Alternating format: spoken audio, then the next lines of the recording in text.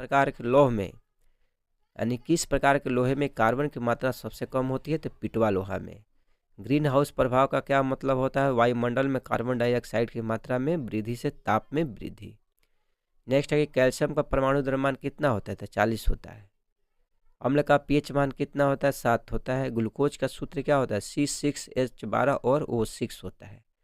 Cancer को स्थापित होने में जो समय लगता है उस समय को क्या कहा जाता है? तो लैटेंट पीरियड कहा जाता है। नेक्स्ट है कि रेबीज नामक रोग में मनुष्य का कौन सा तंत्र प्रभावित होता है? तो तंत्रिका तंत्र प्रभावित होता है। सबसे बड़ा स्तनी कौन सा? तो अफ्रीकी हाथी है। सबसे बड़ा तथा सबसे भारी स्तनी कौन सा? तो नीली हवेल है। बीसीजी का टीका किस रोग में दिया जाता है? तो टीबी रोग में दिया जाता है बीसीजी का टीका। बीसीजी का फुल फॉर्म क्या होता है? आप लोग कमेंट कीजिएगा, ठीक है। खांसी एवं छींकने जैसी अनैच्छिक गतिविधियों को कौन नियंत्रित करता है? तो मज्जा करता है।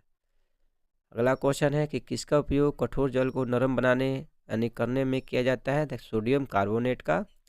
यकृत यानी लीवर शरीर की सबसे बड़ी ग्रंथि होती है और जो दूसरी सबसे बड़ी ग्रंथि कौन सी होती है? अग्नाशय होती है। आप लोग इसे भी याद रखिएगा, बहुत बार एग्जाम में पूछता है।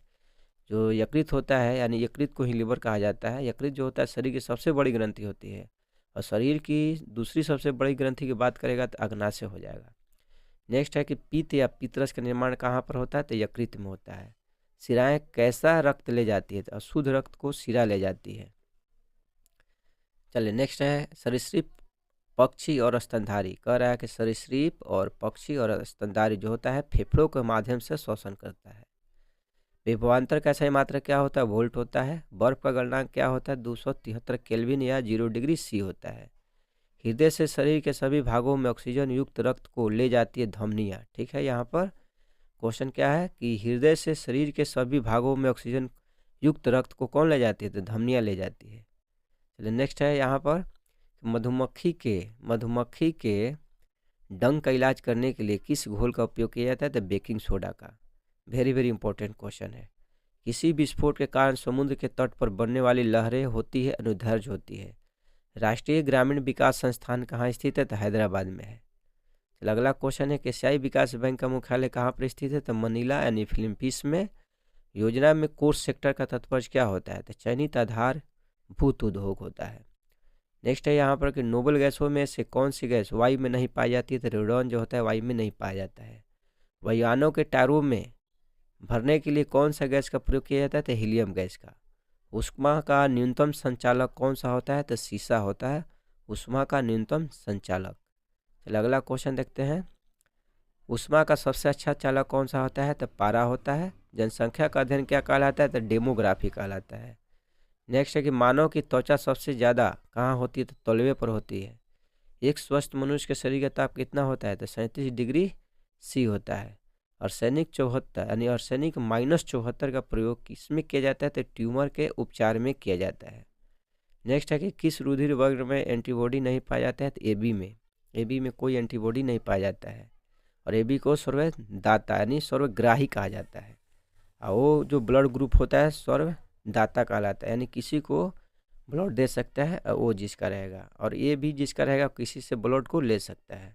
इसलिए इसमें क्या होता है, इसमें किस रुधिर वर्ग में एंटीबॉडी नहीं पाया जाता है? तो ए बी में कोई भी एंटीबॉडी नहीं पाया जाता है। किस रुधिर वर्ग में दोनों एंटीबॉडी पाया जाता है? तो ओ में दोनों एंटीबॉडी पाया जाता है। अगला क्वेश्चन है कि अग्नि निर्जा रोग किससे संबंधित है? सेब से। पेट्रोल किसका मिश्रण होता है? हाइड्रोकार्बन का। सबसे भारी प्राकृतिक तत्व कौन सा है? तो यूरेनियम है। गरीबी हटाओ का नारा किस योजना में दिया गया था? तो 5वीं पंचवर्षीय योजना में दिया गया था।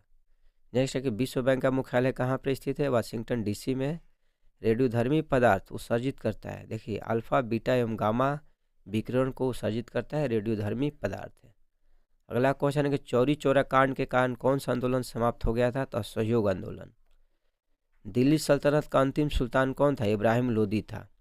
अगला क्वेश्चन है कि महरौली लौह स्तंभ कहाँ पर स्थित है? दिल्ली में है। हर्षवर्धन किस राजवंश का शासक था? अंतिम शासक था तो पुष्यभूति वंश का।